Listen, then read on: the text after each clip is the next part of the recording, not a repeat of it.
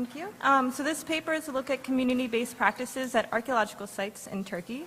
The case studies I will present are based on projects which have helped shape my current dissertation project. The goal of this research, The goal of this research has been to assess how practitioners and members of the communities located around a heritage site interact with one another, to what degree these communities are participating in the projects, and if they are actively involved in defining the heritage being studied. So the perspective that I am pursuing is to focus on structuring cultural heritage management around the local and daily, and to pursue a people-centered approach. Inspired by earlier documents such as the Borough Charter, scholars defined a new concept in the late 20th century of values-based heritage management, which emphasized the recognition and preservation of the values embedded in the built heritage. Over the past few years, this has evolved further into recognizing the people who are creating those values. As scholars have recently suggested, as you may be able to see on the slide, heritage studies have become less about the buildings, and maybe not even about place as much as Schofield poses. But as both Schofield and Albert agree, cultural heritage is becoming more about the people, their daily lives, the values they identify, and the heritage they are creating within these places. So the two case studies that I will present, including Ağalak, an archaeological site in southern Turkey, and Curricula, an urban archaeological park in Istanbul, illustrate a selection of the various contexts and conflicts that currently exist in certain regions of Turkey. After introducing the different sites and communities, I will return to each project and discuss some of the programs that have been implemented to date. And in the conclusion, this discussion will take one step further to briefly suggest how creative practices can be conceived of as models for grassroots community engagement practices that could be integrated into heritage management practices. So the first case study is Telachana, or ancient Ağalak, which is a Bronze Age archaeological site located in the southern province of Hatay and situated along the main road leading from Antakya to the border crossing with Syria. Ağalak was originally excavated by the British archaeologist Sir Leonard Woolley in the early 20th century, and in 2003 excavations were resumed and are under the jurisdiction of Koç University, directed by Dr. Aslan Yener. The research presented today was undertaken between the 2010 and 2012 excavation seasons. Since 2003, two communities have supported the archaeological project at Ağalak. The first, which you see on the left, Varishla, is a modern-day village located at the southern end of the mound of Telachana, while the excavation dig house and accommodations are located down the road in a second village in Tayfur Sokman. Reflecting the complex and multicultural history of the Hatay province, notable aspects of these two villages are the diverse origins of the community members.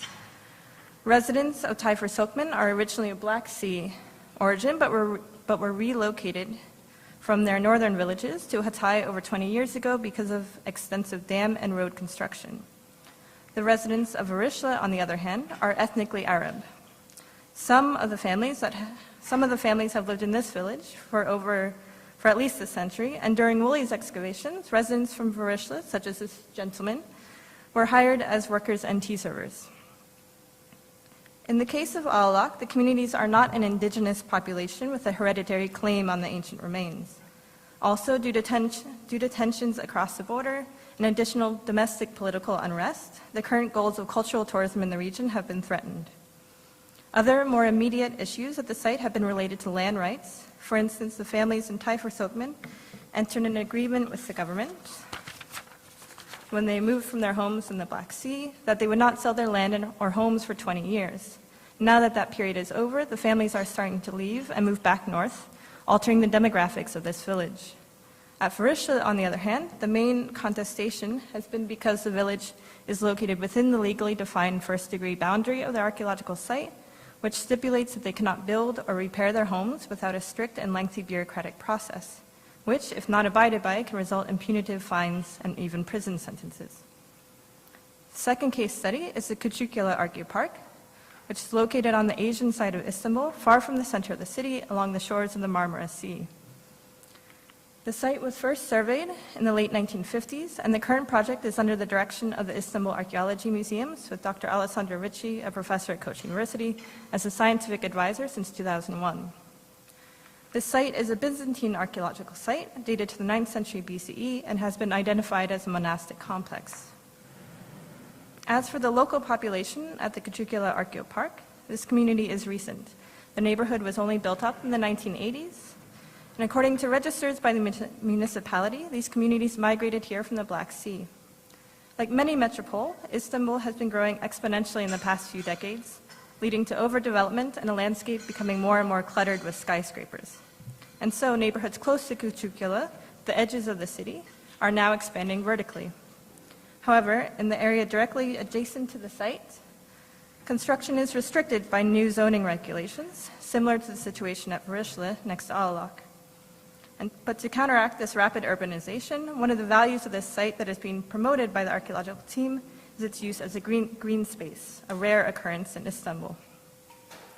And another contestation that may be identified at this site is the fact that Curricula is a Byzantine site, and therefore historically was a Christian site. According to preliminary observations and political leanings, the local community does not appear to be adamantly religious or conservative, but there is, however, a mosque abutting the site, which has become, by default, one of the stakeholders in the heritage process. The preservation of the Byzantine past is a complicated issue in Istanbul and Turkey, which is important to keep in mind and a necessary sensitivity that the site managers have to recognize in the heritage process. So before introducing the community-based projects at each site, I want to step back for a moment and talk about some of the methodological approaches which have informed my research and site work. So according to Smith and Waterton, one of the crucial first steps in the process of engagement is to establish a dialogue between the practitioners and the community, with an emphasis on negotiation rather than consultation. They suggest that the heritage professional, the archaeologist, the historian, should each be understood as just another community in the process, whose voice should be considered on par with the voice and authority of the local community. To further support this perspective, Arnstein's ladder of participation, which was utilized recently by scholars in the field of contemporary art, provides a clear outline of the differentiated levels of participation. To reach the highest rungs of this ladder, in other words, to engage with people at a truly ethical level of participation, citizen power must be achieved. Many examples of engagement or outreach in heritage projects only reach superficial levels of tokenism in forms of consultation or informing. And while such token forms of participation may be a step forward for many projects, in my research and practice, I want to challenge that such forms are not sufficient. People-centered management planning, conceptualized as preserving the values embedded in the site by the local community, along with the people actually identifying the values, will facilitate the development of a more active role for local users and a more sustainable form of heritage. With this context in mind, I will turn to how practitioners, including myself, have chosen to engage with the communities at each site. So in the first case study at Ağalak, the context is divided by two communities, each with a different identity and relationship to a currently contested and politically active landscape. To date, there have been two main activities that can be presented here as community-based practices. The first example is the experimental archaeology that has been undertaken by Dr. Murat Akar and two other team members. While these projects were not originally conceived of as community engagement programming, nevertheless, they are good examples of projects that engage community members and contribute to developing a more equitable relationship between the researchers and the locals. Due to the continued presence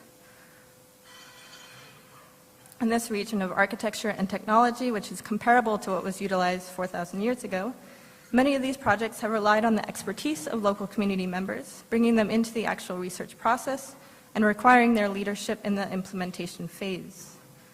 The other step towards community outreach at Ağalak was taken in 2011, when it was ascertained that over the 7 years of excavation, workers had not been provided with a formal introduction to the history of the site.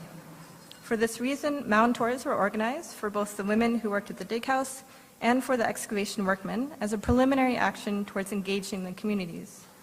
During the tour for the workmen, some of the participants volunteered to give the explanation themselves of the findings from the particular trench they had been working in that season. This was a welcome modification of the tour led by the archaeologists, since it was evident that the workmen were knowledgeable and eager to share the information they had helped excavate that season or had learned while participating in excavations during the past decade. These local community members, who have become instrumental in the excavation and experimental archaeology projects, are representatives of key users of the site and are important individuals in terms of bridging the gap between the archaeologists and the rest of the local community. Particularly when dealing with communities that do not have hereditary ties to the heritage site itself and have complicated legal rights to the protected land, it is crucial to engage these communities in a more unbiased and less hierarchical dialogue. As for the second case study, comparatively, a larger variety of community-based programs have been implemented at Curricula. However, some have more agency and different levels of participation than others. For instance, there have been film nights and concerts planned in the open-air cistern in which participants from outside the community perform, and recently an artist residency was established. For the most part, these programs have been organized for the local residents. Other events that have been planned more in partnership with local residents have included an artisanal market, food fair, and toy exchange. In terms of longer-term community outreach, there have been 2 education-based programs. One is a literacy program for women from the neighborhood that results in an official elementary school degree. The second has been an educational programming for local school children, which was planned in coordination with a group of local and interested elementary teachers. A final aspect of the Curricula Archaeopark project that has engaged the local community has been the development process for the site management plan. More so than the other activities, this process has been a chance for the excavation team, the planning team, and museum officials to engage in a dialogue with local residents through opinion surveys, oral history documentation, and stakeholder meetings. So while the other programs have potential for enabling participation by community members, the planning process here provides an alternative structure in which the voice of the local residents can gain more agency and power. So from these 2 case studies, I have shown a variety of approaches towards community engagement at archaeological sites in Turkey, much of which may be comparable to programming at other projects.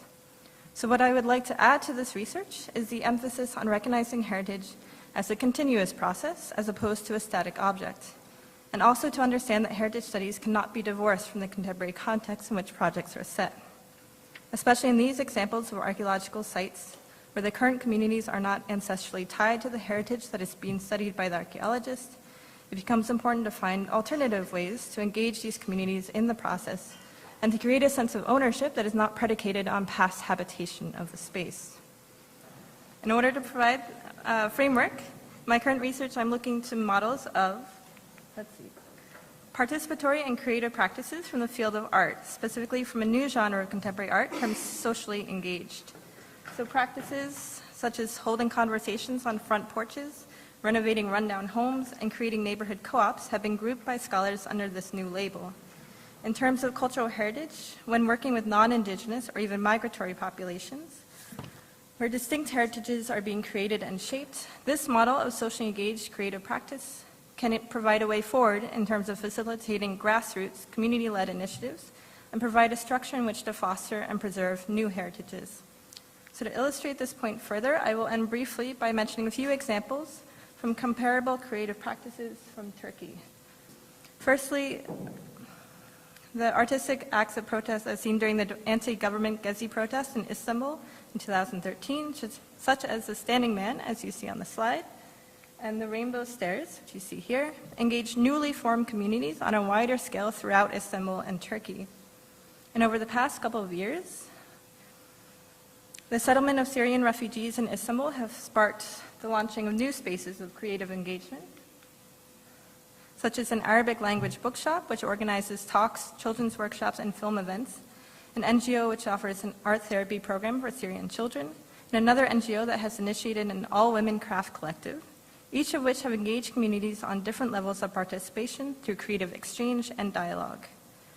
These types of projects and actions show how art-based forms of engagement can be used, sometimes unintentionally, as was the case during the Gezi protests, to mobilize and bring together new communities in Istanbul and Turkey, which facilitates the creation and de facto preservation of new heritages.